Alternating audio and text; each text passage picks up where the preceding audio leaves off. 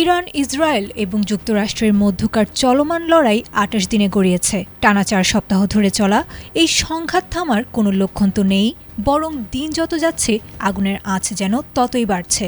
সংঘাতের এই এক মাসে পরিস্থিতি শান্ত হওয়ার বদলে দিন দিন আরও জটিল হয়ে উঠেছে।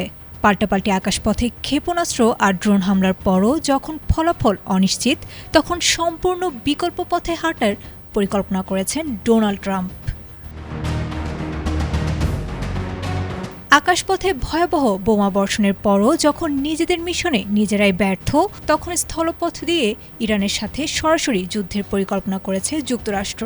পেন্টাগন ইতোমধ্যে ৪টি বিশেষ সামরিক ব্লুপ্রিন্ট তৈরি করেছে। এর মূল লক্ষ্য হল ইরানের প্রধান তেল রপ্তানি কেন্দ্র আর কৌশলগত দ্বীপগুলো দখল করে নেয়া। এই পরিকল্পনার অংশ হিসেবেই মধ্যপ্রাচ্যে আরও ১০,০০০ নতুন স্থলসেনা পাঠানোর কথা ভাবছে ট্রাম্প প্রশাসন। অন্যদিকে নিজেদের দেশ রক্ষায় ইতোমধ্যে বড় ধরনের প্রতিরোধ গড়ে তুলেছে ইরান। দেশটির সরকার ঘোষণা দিয়েছে, মার্কিন বা ইসরায়েলি বাহিনী যদি তাদের মাটিতে পা রাখে, তবে তাদের মোকাবিলা করতে ১০ লাখের বেশি সশস্ত্র যোদ্ধা প্রস্তুত রাখা হয়েছে।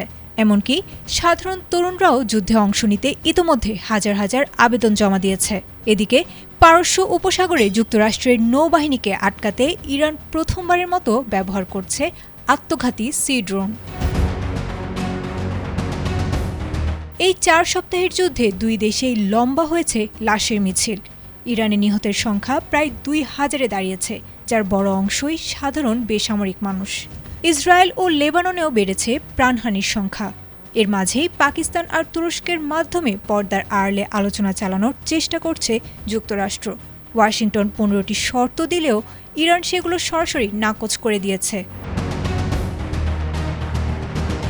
এদিকে প্রেসিডেন্ট ট্রাম্প ইরানের জ্বালানি স্থাপনায় হামলা আরও ১০ দিন স্থগিত রাখার ঘোষণা দিলেও বিশ্ববাজারে এখনও কমেনি তেলের দাম।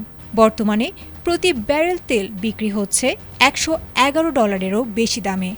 বিশ্লেষকরা বলছেন, আগামী ৬ এপ্রিল ট্রাম্পের দেয়া আলটিমেটাম শেষ হওয়ার আগে যদি কোনো সমাধান না আসে, তবে এই যুদ্ধ পুরো বিশ্বের অর্থনীতি ও মানচিত্র পাল্টে দিতে পারে।